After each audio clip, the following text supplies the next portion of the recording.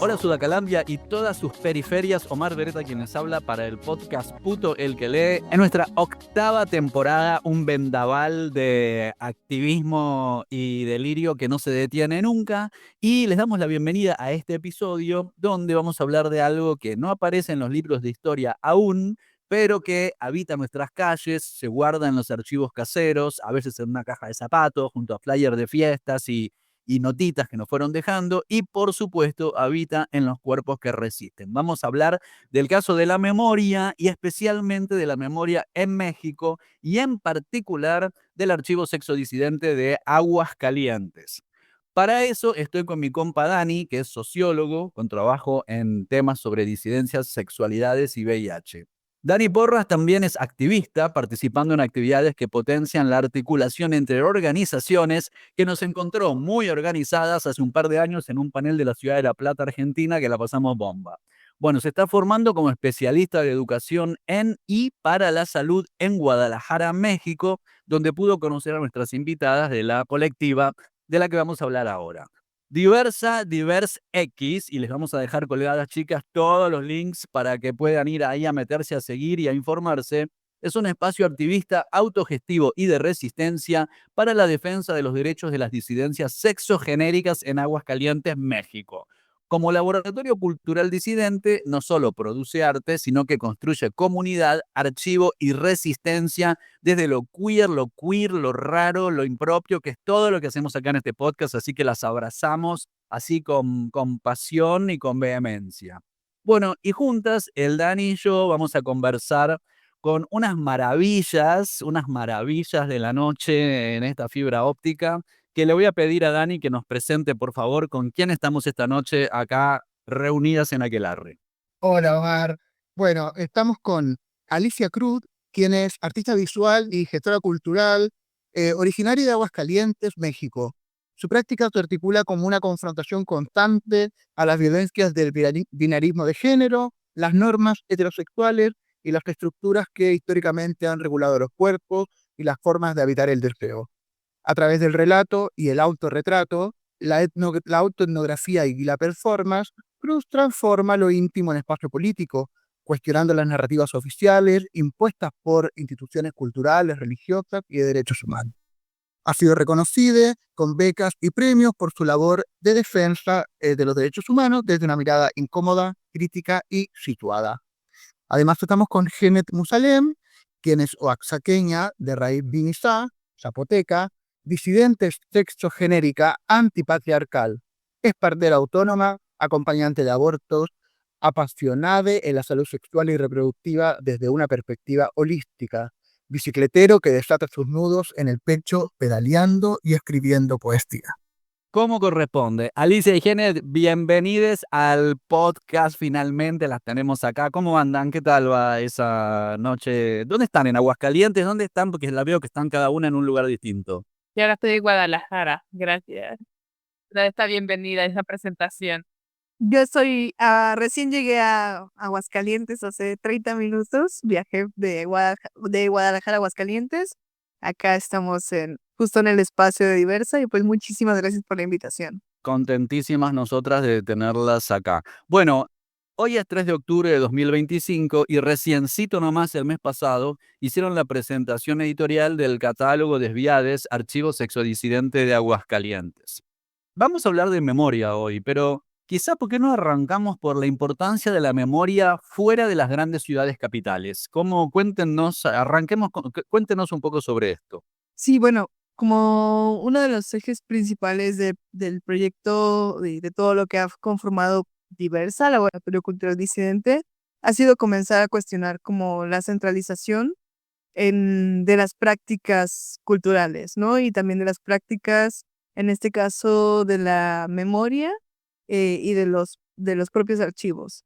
Y es que, bueno, en México y seguramente de pasar también como en algunos otros lugares, pues casi todo se centra en la Ciudad de México, ¿no? Los derechos humanos, los grandes avances, la gente migra a Ciudad de México porque las oportunidades de trabajo parecen ser mucho mejores, ¿no?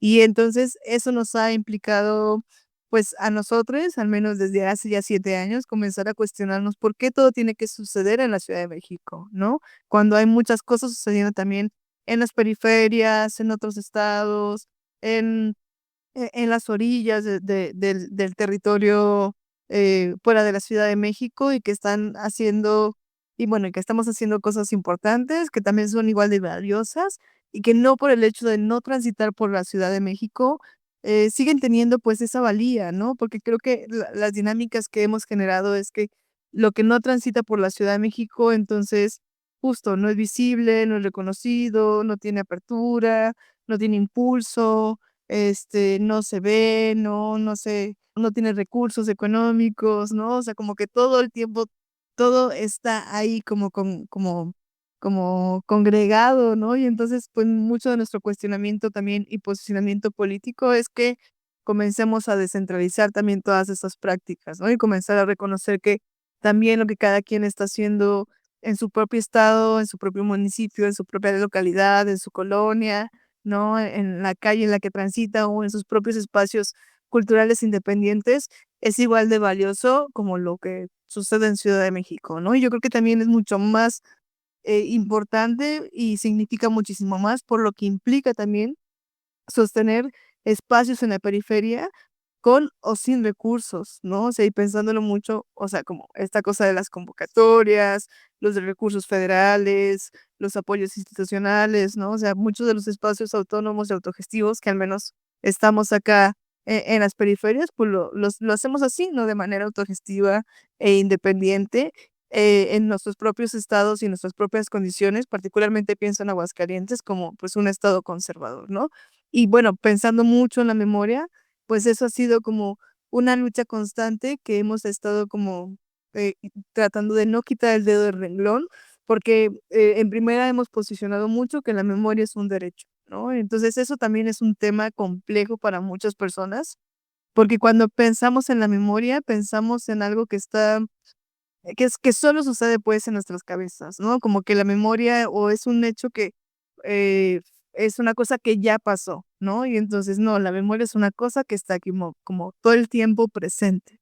Y que incluso cuando hablamos como de memoria, no solo es como esa memoria que atraviesa por como en México, o sea, yo pienso que mucho como de lo que conocemos de la historia como del movimiento LGBT o de disidencias, parece que sucedió como en Estados Unidos, ¿no? O al menos aquí en México específicamente, de repente solo se habla de como de la revuelta, de Stonewall, por ahí no me acuerdo, pero justo, ¿no? Se habla como de esta revuelta y de, eh y de las y los personajes que estuvieron ahí y que hacemos marchas, ¿no? O sea, como este Pride, el orgullo en fechas que están como más alineadas con esta historia de otros territorios que no son los nuestros, ¿no? Entonces, sí, una como, sacar de ahí como el discurso, ¿no? De que todo lo que hacemos de las disidencias, parece que viene como de otros territorios. Y además, bueno, ya como hablando en México, pues lo que decía, ¿no? O sea, como sacar las cosas, sacar esta memoria, ¿no? O moverla o encontrar más bien, no creo que sacar, pero encontrar nuestra memoria en nuestros propios territorios y hablar como de una memoria enraizada. Pensaba por ahí que es muy interesante que estas trayectorias de activistas de pequeñas ciudades, ¿no? Que se vinculan con otras organizaciones, tienen otros vínculos, porque, por ejemplo, cuando yo las conocí en el Museo de la Memoria LGTBQ+, ¿verdad? Que está en Guadalajara, ahí presentaron su archivo, después al día siguiente iban a presentarlo a cuerpos parlantes, ¿verdad? No sé si nos quieren contar un poco en torno a esos vínculos, a esas relaciones entre organizaciones. Pues nos encanta hacer red, o sea, creemos que esto es como súper importante, ¿no? O sea, como si tenemos nuestra, pues nuestras luchas, nuestras resistencias, ¿no? En nuestros propios territorios, pues también siempre sabemos que parte como de esto es ir generando como la red con las colectivas, específicamente con pueblantes, etnia, y justo, ¿no? O sea, más bien, fuimos alguna vez a una charla de Sayac Valencia, y de ahí, pues como este lugar está súper chido, está muy bueno, y justo es una librería también, ¿no? Vamos a presentar y nos contactamos y como que coincidió y se dio como de forma muy bonita y muy fluida, ¿no? O sea, como que ahí sabes cuando vibras como en los espacios y los lugares y después de la presentación ahora tenemos así una amistad muy importante y un vínculo muy importante con este país de Guadalajara, que antes realmente no es que conociéramos, ¿no? O sea, solo de haber ido y de entonces conectar. Y con el museo, pues Ali puede contar. Sí, bueno, con el museo yo conozco a Jaime Cobian desde hace muchos años, lo conozco como activista, como un activista que también ha trabajado un montón en relación con con la historia, con la memoria. Yo me atrevo a decir que es de los archivos que tienen muchísima información sobre historia marica de México, ¿no? O sea, yo creo que es de los archivos que de verdad cuando pensamos en México, República Mexicana, es como, claro, el archivo, el Museo de la Memoria LGBT tiene toda la información desde hace miles de años, bueno, no miles de años, pero desde hace muchísimos años, ¿no? Entonces conocía el trabajo de Jaime y alguna vez llegamos a tener como algunas conversaciones de manera por Messenger, ¿no? Como compartimos algunas cosas. Hace muchos años yo también quería como conocer su trabajo. Cuando surgió la posibilidad de escribirle y pensar en que fuese un espacio para poder presentar el catálogo, la verdad es que Jaime fue muy amable también, ¿no? O sea, yo creo que cuando las personas tenemos muy buenas intenciones, las puertas se abren, ¿no? Y cuando los trabajos también son honestos, las puertas siempre están abiertas con mucha dicha y abundancia. Y la verdad es que fue muy maravilloso como haber también contactado a Jaime y que nos recibiera y que además no solamente nos dijera como sí, ¿no? O sea, como sí, vengan al museo y presenten el catálogo, sino que también nos dio la posibilidad de justo ir a conocer el archivo, ¿no? O sea, conversamos con él como por más de 2 horas, nos compartió información y detalles de cosas muy específicas que yo creo que tanto Kennedy y yo desconocíamos de lo que pasa, como, o lo que ha pasado con el movimiento disidente, marica, en México, ¿no? Particularmente. Entonces, creo que es una persona que merece mucho la pena también que se reconozca como su trabajo, ¿no? Y eso también es una de las cosas que para nosotros ha sido como valioso y que también o sea, como cuando hablamos sobre cuestionar la centralización, ¿no?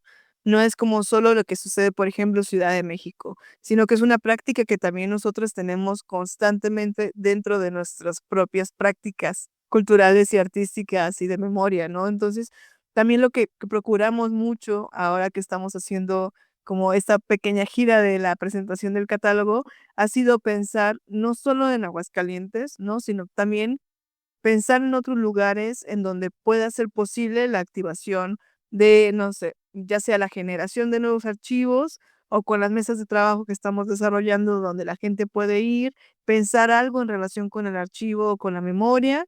No necesariamente tiene que ser una cosa como histórica, inclusive pueden ser cosas muy personales, también como que es una de las cosas que nos atraviesan.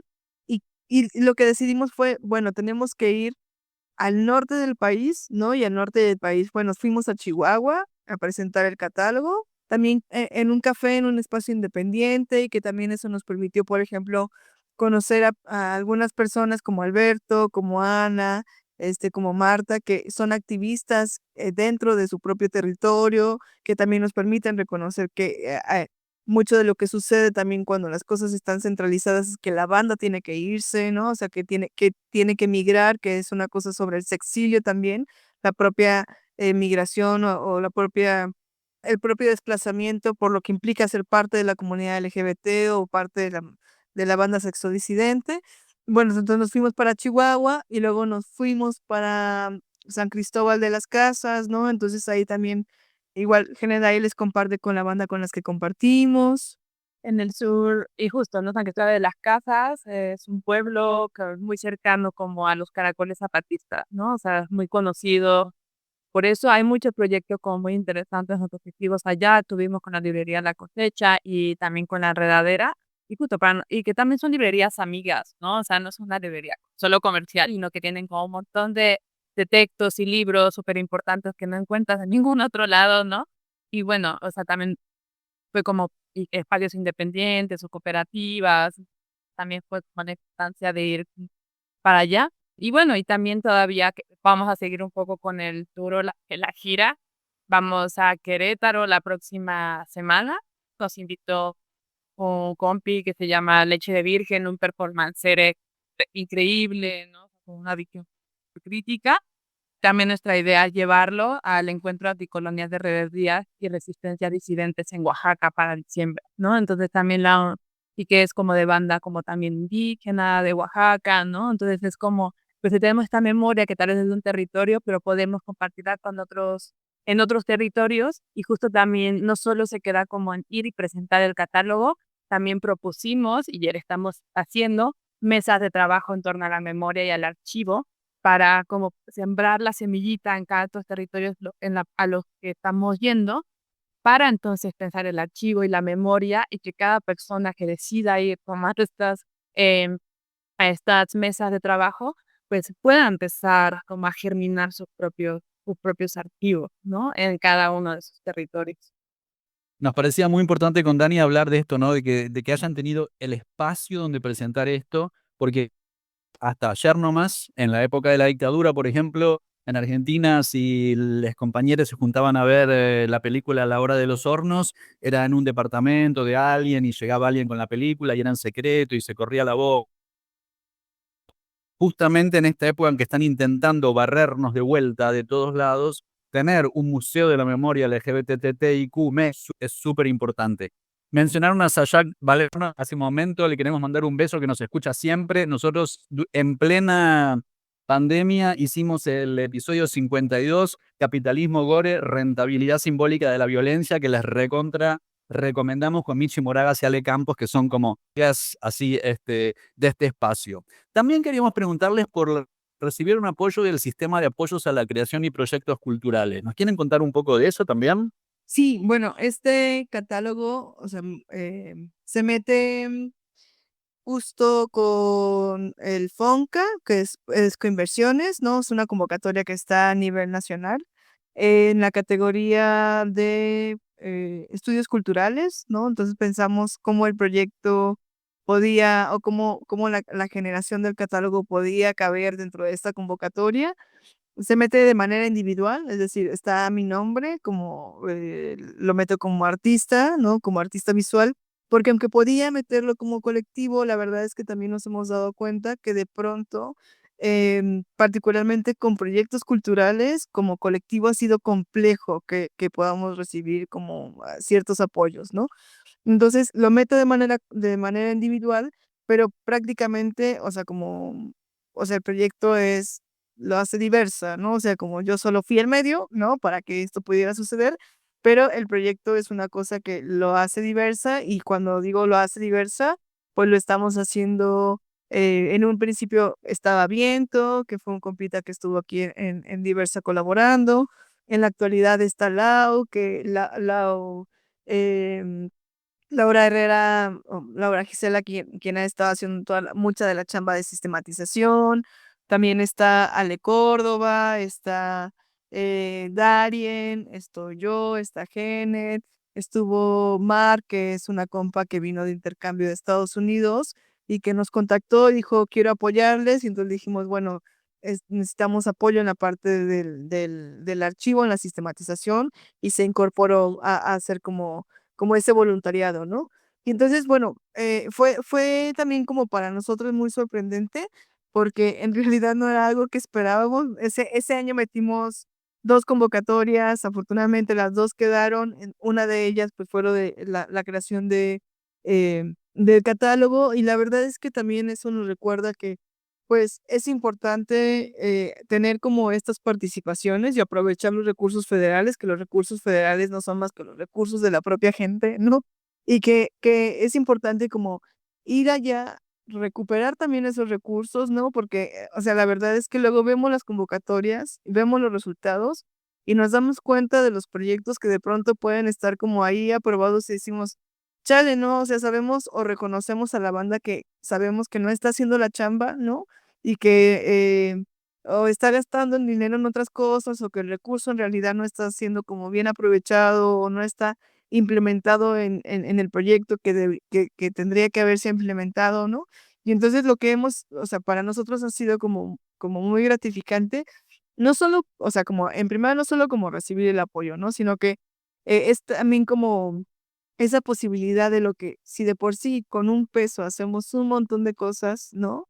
O sea, como con nuestros propios recursos existe la posibilidad de generar, no sé, muchísimas cosas. Esto es como, bueno, podemos hacerlo, ¿no? Y esto va a facilitar, por ejemplo, tener un tiraje, ¿no? Poder adquirir un equipo de cómputo, poder justo movernos a Chihuahua, movernos a San Cristóbal, este, no sé, comprar papel para imprimir, tintas para imprimir, porque además, o pagarle a la banda de Cartonero Tierra, que también es una editorial independiente aquí en Aguascalientes, que además trabaja con materiales, bueno, está pensado pues también como evitar como esta cosa de la industrialización, donde tenemos grandes máquinas, ¿no? Entonces, es banda también como que está ahí chambeando y haciendo su trabajo desde una pequeña imprenta, ¿no?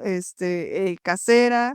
Entonces, fue como, pues también es importante apostarle también a los proyectos locales que están acá, que están haciendo cosas muy chidas también. Y bueno, pues el producto que ustedes lograron ver, o bueno, al menos Dani logró ver, que este producto ya físico, que es un catálogo de 300 páginas, ¿no? Hay uno extendido de 500 páginas, pues fue también posible gracias a la banda de Cartonero Tierra, ¿no? Que inclusive también, o sea, a mí me gustaría como compartirlo, porque, o sea, pues el dinero que se pagó fue pues gracias a lo de Fonca, ¿no? Que cuando fuimos con la banda de Cartonero Tierra, como que estuvimos viendo justo ahí como algunos materiales para imprimir, papeles y todo, y de pronto fue como, ay, el que nos gustó no lo alcanzábamos, ¿no? O sea, fue como, no, pues es que no alcanzamos ese papel. Y Ángel así súper bonitamente nos dijo, no, no hay bronca, o sea, sí, a mí también me late, me gusta mucho cómo se ve con ese papel, y aquí ajustamos ajustamos para que el libro se pueda dar, ¿no? Entonces fue como, claro, cuando construyes en comunidad, ¿no? Cuando haces cosas en red y cuando sabes y la banda reconoce y conoce tu chamba y saben que lo estás haciendo como muy chido, pues surgen esas cosas como que te diga la banda, no hay bronca, lo ajustamos porque sabemos que con esto el catálogo luce chido, se ve bien, funciona, es elegante, ¿no? O sea, se ve presentable. Entonces es como, bueno, y además podemos pagarlo, ¿no? Entonces, creo que en ese sentido, pues una de las cosas que el recurso federal, o haber adquirido haber adquirido este recurso, nos permite es justo como también dignificar el trabajo de otra banda, ¿no? Y como si esto es algo que ya habíamos pensado desde hace mucho tiempo, es decir, seguramente sin ese recurso nos hubiera tomado tal vez otros 2 años poder hacerlo, ¿no? O sea, como pensar justo en tener impresiones, en poder adquirir un equipo, bla, bla, bla. Entonces, esto nos permitió no postergarlo más y que saliera, ¿no? Y en realidad salió 1 año y medio después, ¿no? O sea, después de la convocatoria, ¿no?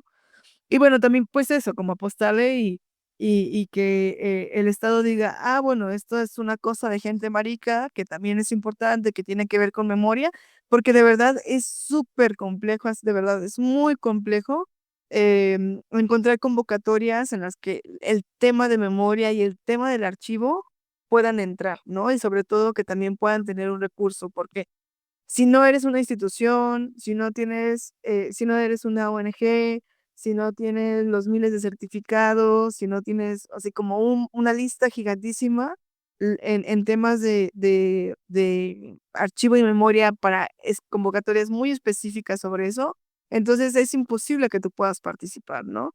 Entonces, esto ha sido como, hay que encontrar las maneras también de cómo hackear de alguna manera al sistema y buscar las formas en donde nuestros propios proyectos, discursos y también esas cosas que no son significativas puedan estar ahí, ¿no? Y puedan encontrar ahí el huequito.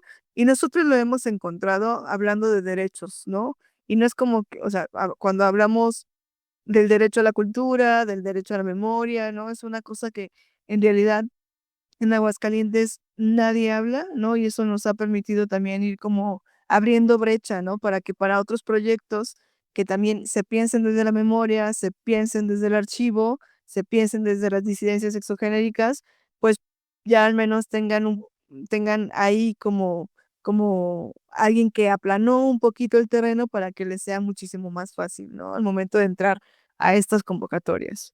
A mí me parece que apunta a algo súper interesante en torno a poder articular amigos, amigas, articular con distintas organizaciones y también recuperar ese espacio político en torno a disputar estos fondos, ¿verdad?, a los estados heteropatriarcales y traer esos fondos hacia acá y decir, bueno, yo hago con mi grupo, ¿verdad?, con mi organización, un archivo que nos representa a nosotras, ¿no? A nosotros, a nosotros. En ese sentido, queríamos volver un poquito a Aguascalientes, a ver si nos podían contar de qué se compone este archivo, ¿no? Este catálogo de enviades, archivo sexodisidente de Aguascalientes. El archivo tiene dos colecciones.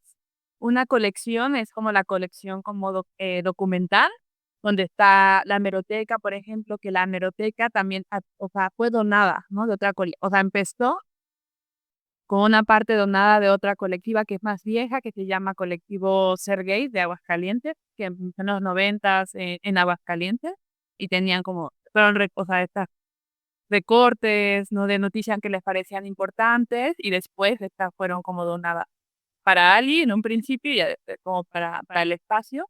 También hay otras como cuestiones como de periódicos, incluso pero que parte también de esta colección como documental. También incluye videos que son entrevistas a personas pues, de las disidencias sexogenéricas en Aguascalientes, ¿no? O sea, personas que además ya están vivas, ¿no?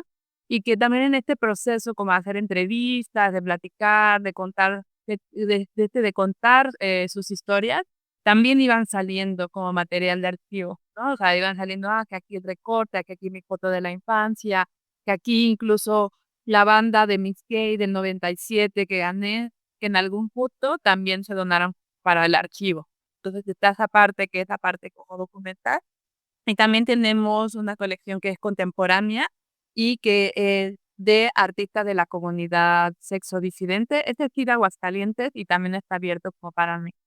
Y entonces allí también está como la parte que no solo es como pues el documento en sí, sino también como piezas de arte, o incluso también materiales que han sido utilizados en performance, por ejemplo, ¿no? Y también como la banda nos ha ido dando a lo largo de los años, eso también hemos comprado. Bueno, celebramos lo que ustedes han escrito en redes entre emojis de fueguito. La memoria marica se escribe, se comparte y se celebra en comunidad, ¿no? Así que nada más claro y directo que esto que están haciendo ustedes, cómo lo llevan a la realidad. El tema de la memoria es un tema central de este podcast, chicas. Ya las mandamos a escuchar Cine y Memoria Queer con Leo Cortana, episodio 123. Ética Periodística con J. Ponzone, episodio 111. Orgullo Moral, los 108 de Paraguay. Ojo, la Carta de la Moral se publica en 1959, o sea, mucho antes de que en Estados Unidos empezaron a tirar ladrillos a Stonewall, ¿no? Como decían ustedes antes. Nuestra historia empieza, tenemos mucho para contarles y mucho para enseñarles a nuestros amigos del norte. 30.400, Memoria de los Desaparecidos, especial dictadura, que esto fue esta decisión, este pedido de la Iglesia de no indicar quiénes de los desaparecidos eran personas LGBT. Entonces, LGBTIQ+, ¿no? Es decir, hay una doble desaparición. La dictadura los desaparece y después la Iglesia les borra su verdadera identidad. Bueno, literatura y disidencia VIH en Latinoamérica. El deseo invisible de Gonzalo Salazar, que es cómo era la vida antes de la dictadura de Pinochet, porque ahí hay una apuesta muy interesante, que es que con la dictadura de Pinochet se puso estadounidense la forma de ser gay, y lo digo así en inglés, ¿no? Y bueno, y Fidel Chaparro Lima, que nos cuenta del trabajo sexual en la Lima de los años 60, el episodio 36, en fin. ¿Por qué es importante guardarla? ¿Por qué es importante compartirla? ¿Y por qué es importante volverla a contar, no? Porque en nuestros países lo queer muchas veces se invisibiliza. Entonces, bueno, recordarlo es una forma de existir. Justamente estos días, nuestras amigas del Archivo de la Memoria Marica del Perú, que les mandamos un besito en la cola, hicieron un posteo en su Instagram que dice, bueno, ¿quién decide qué memorias merecen ser recordadas, no? Y que archivar es disputar el olvido, porque se preguntan, ¿quién tiene el poder de decidir sobre nuestras memorias? Y ahora que en tiempos de elecciones en Perú, cuando los poderes políticos de ultraderecha buscan imponer silencios y borrar nuestras existencias, la memoria se vuelve un territorio de disputa. Y acá les queremos preguntarnos, la memoria de los documentos oficiales, como por ejemplo el informe de la CONADEP, donde están en la lista de los desaparecidos de Argentina, sin decir quiénes eran personas queer, siempre es parcial y es sesgada. Una referente acá imposible de no traer a la mesa es María Belén Correa, la fundadora del Archivo de la Memoria Trans en Argentina, y ella nos contaba, ¿no? La verdad se guarda en una foto vieja, en una marcha, en un meme que circula en redes, no sé. Entonces, nos queríamos preguntar cómo ha sido el criterio de archivo y cómo ha sido el criterio de selección y cuáles son las estrategias que ustedes proponen para ayudar a mantener viva la memoria. Bueno, algo que quería compartir es que, o sea, Desviados no tiene ningún hilo negro, o sea, no hay nada como que haya descubierto en realidad, ¿no? O sea, como muchas de las cosas que hemos logrado también hacer ha sido porque hemos encontrado mucha resonancia con cosas de otros proyectos, ¿no? Por ejemplo, para nosotros un archivo que ha estado ahí como súper presente y potente en los últimos 10 años o más de 10 años, justo ha sido el archivo de la memoria trans argentina, ¿no? También en algún momento pudimos platicar con Belén y cuando Belén enunciaba cosas, era como, claro, esto nos hace mucho sentido también en relación a lo que estamos haciendo, ¿no?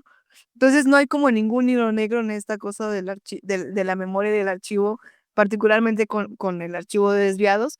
Y también una cosa que quería compartir y que siempre enunciamos cuando cuando hablamos de la memoria es que esta no es una historia oficial, ¿no? O sea, como que la oficialidad no es una cosa que nos interese, porque cuando hablamos de la oficialidad, eso quiere decir que entonces todo lo que está fuera de la oficialidad está replicándose prácticamente la misma forma de colonialidad de las propias prácticas archivísticas, es decir, esto es lo válido, esto es lo oficial y todo lo que está alrededor o fuera de ello, o lo que cruce alrededor de esto, no existe o no es importante o no es válido, ¿no? Entonces, como que siempre decimos, esta no es una historia oficial, ¿no?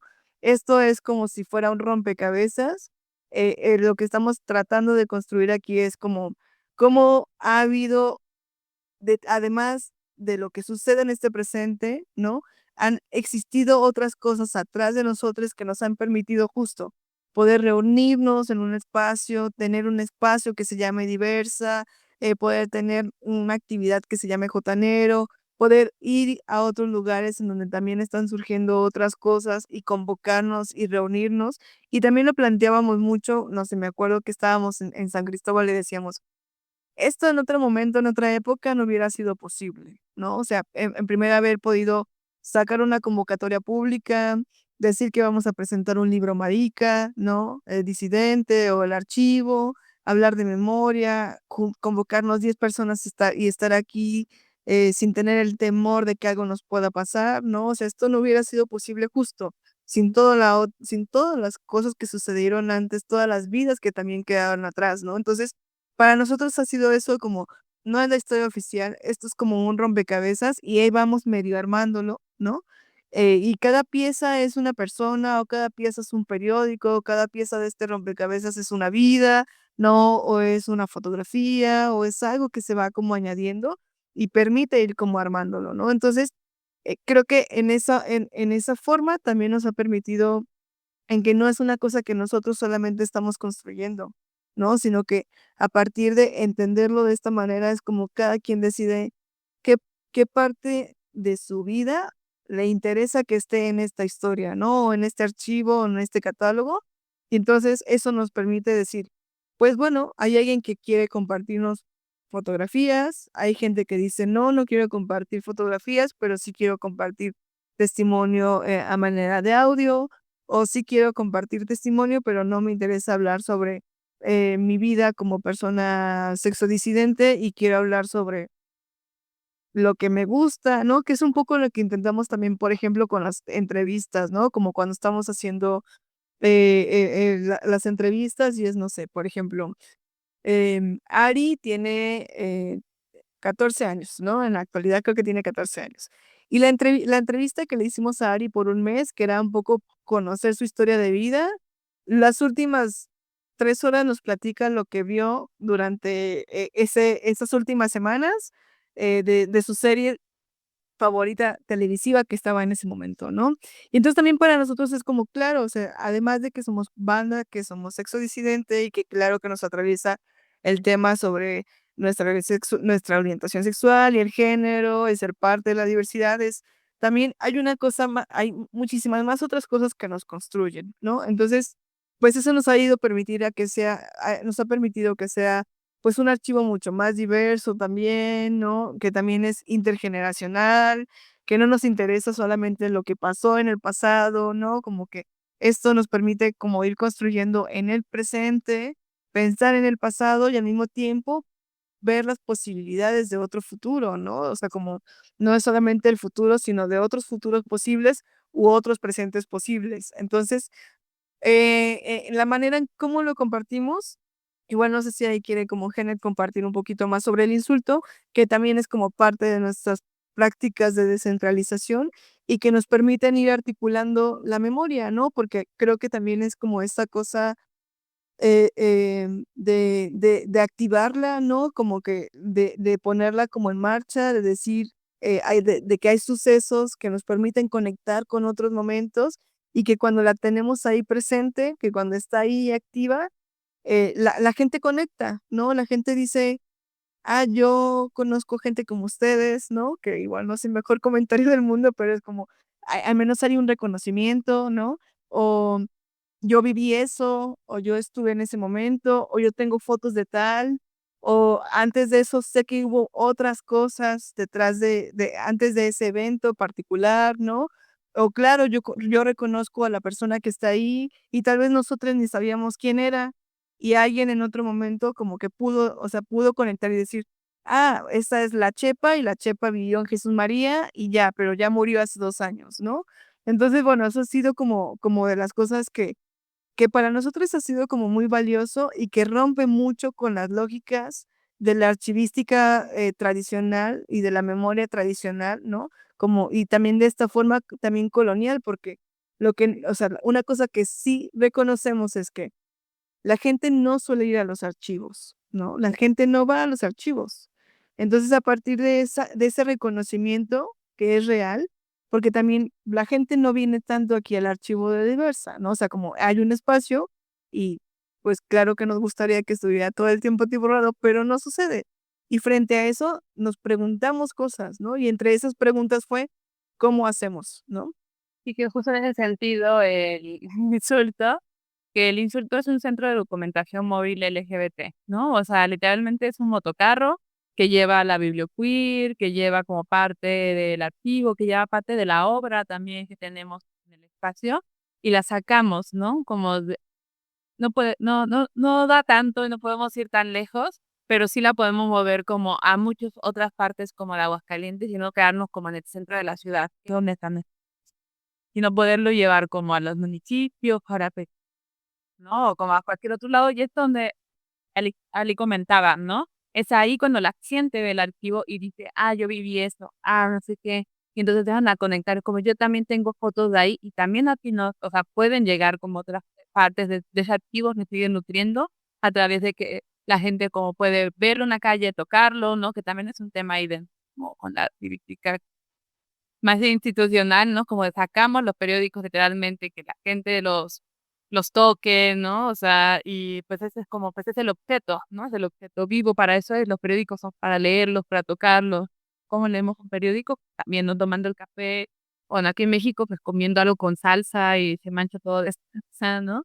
Entonces eso también es parte como de las formas que buscamos descentralizar y también como sacar el archivo como de las 4 paredes en las que la ha metido la institucionalización y parte como del archivo oficial.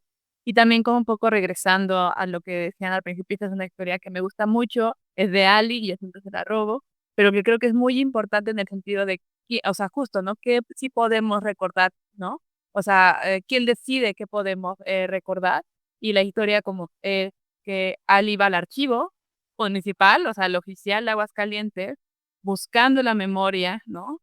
Marica, LGBT, pregunta, ¿no? Y es como, no, aquí no hay nada gay, ¿no? O sea, como esta categoría ni existe dentro de estos archivos y haciendo como un ejercicio de memoria, ¿no? Dice, yo me acuerdo que nos he visto el Tribuna Libre, que es un periódico amarillista, y donde aparecían las fotos de las morras trans, ¿no? Trabajadoras sexuales, o sea, como súper violento, ¿no? No es como la forma más bonita de mostrarnos, pero es como ahí estamos, ¿no? Y pregunta por el Tribuna Libre si hay de este periódico y justo, ¿no? Abre y como las primeras páginas es un titular que dice, se abrió la jaula de las locas.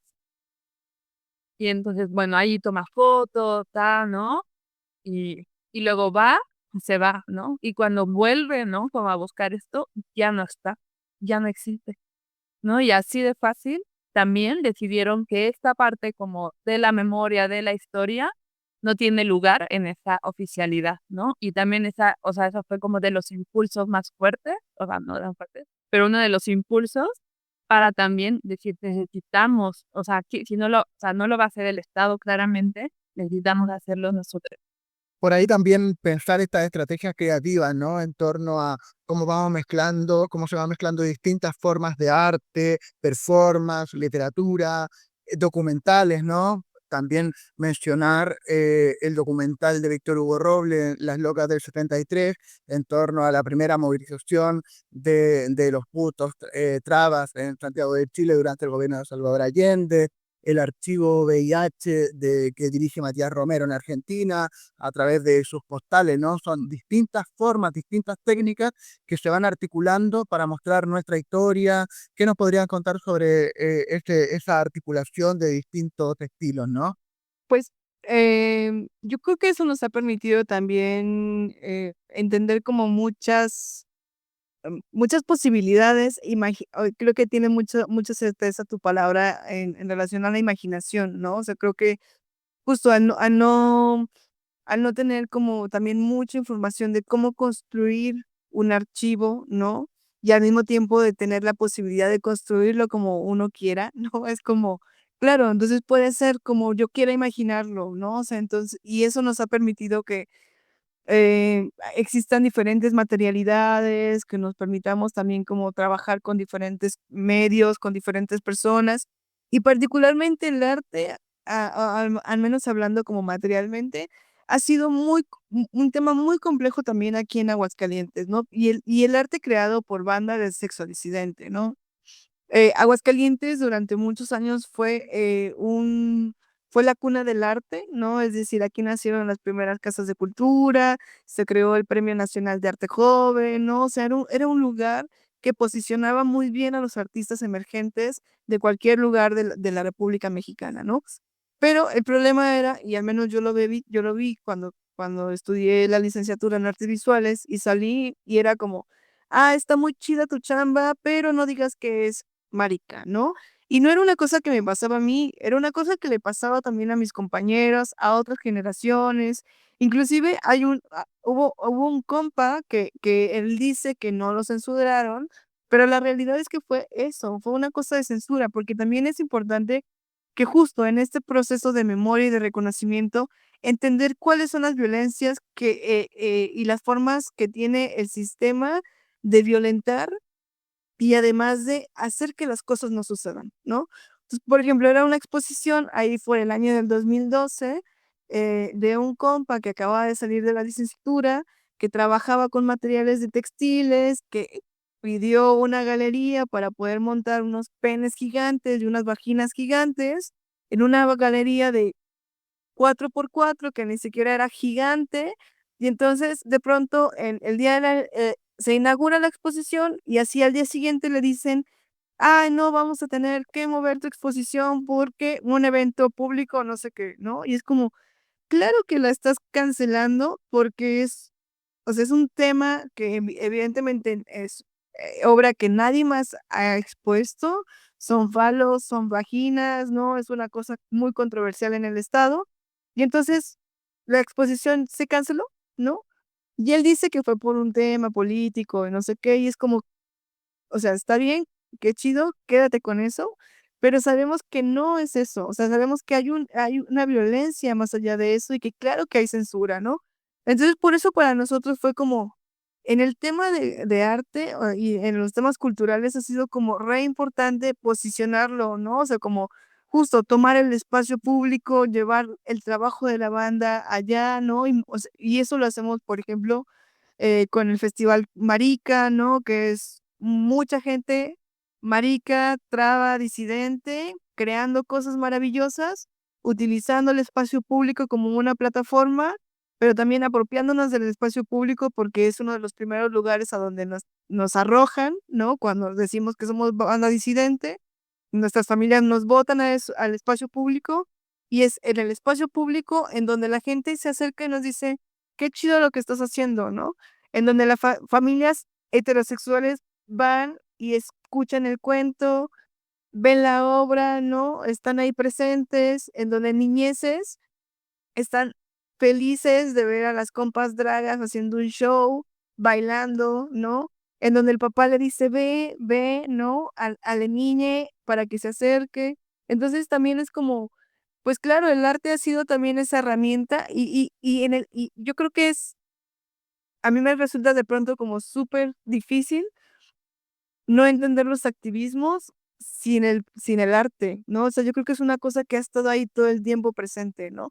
Desde las propas, desde, justo las mantas, desde grafitear las calles, ¿no? O sea, como es una herramienta que nos ha permitido, posicionarnos y nombrar las cosas que necesitamos nombrar, ¿no? Y creo que para nosotros ha sido como bien valioso, crear esta colección, ¿no?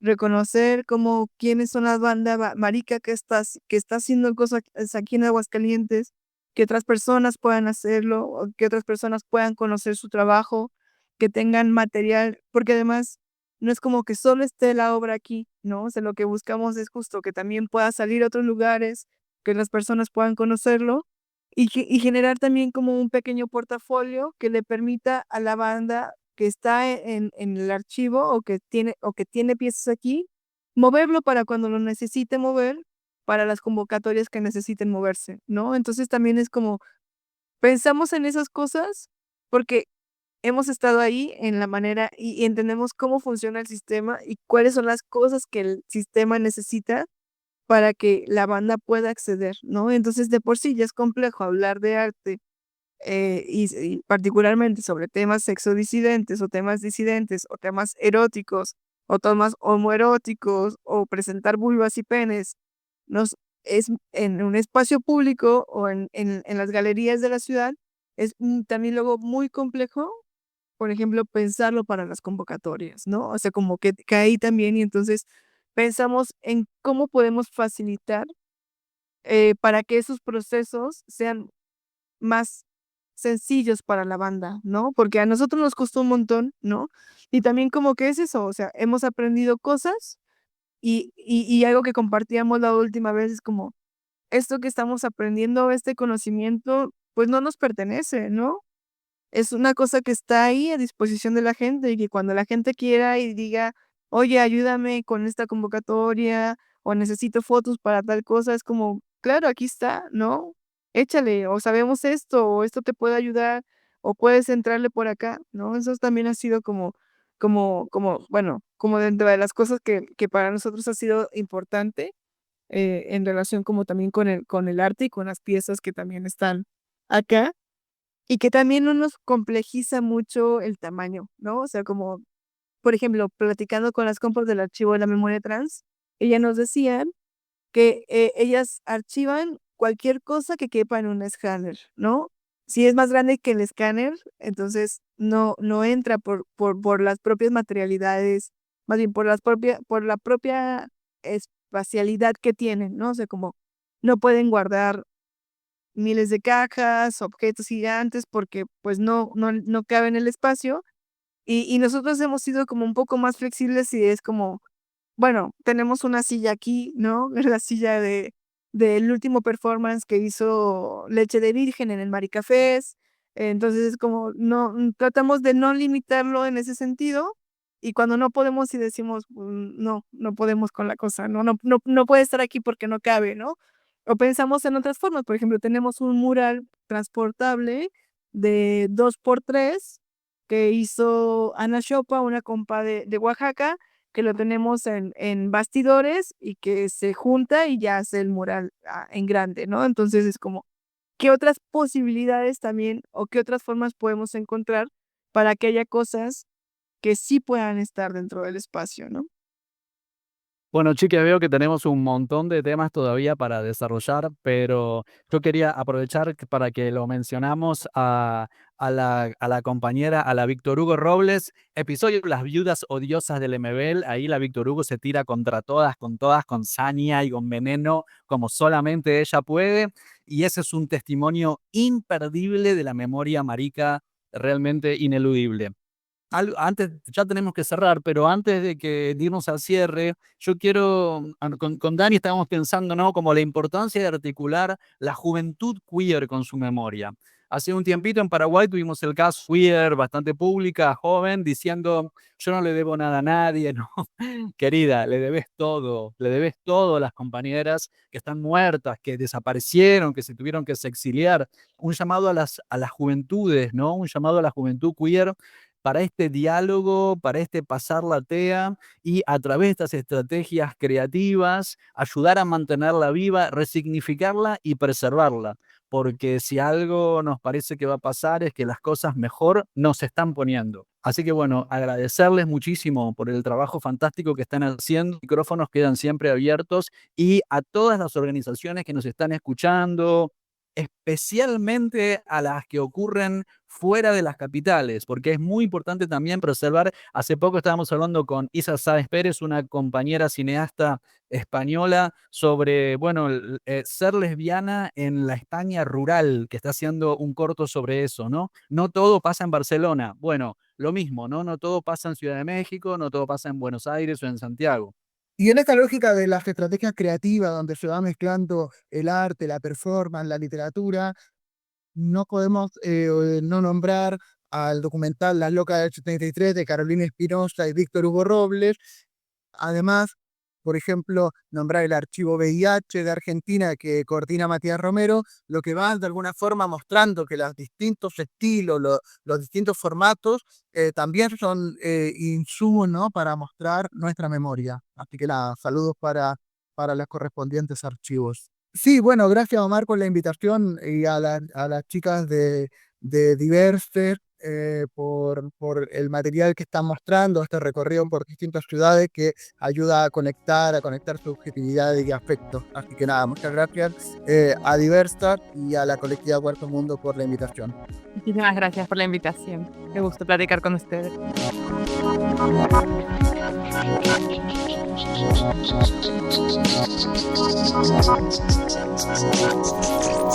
Esto fue Puto el que lee, tu podcast independiente y autogestivo. Conduce Omar Beretta. Producción Miguel Buendía. La cortina musical es el tema Zona Roja de Mnesis. Seguinos en Facebook y Twitter, Puto el que lee 108. Y en Instagram, Censurado 108. Para todo el mundo, educación sexual integral y laica. Hasta la próxima.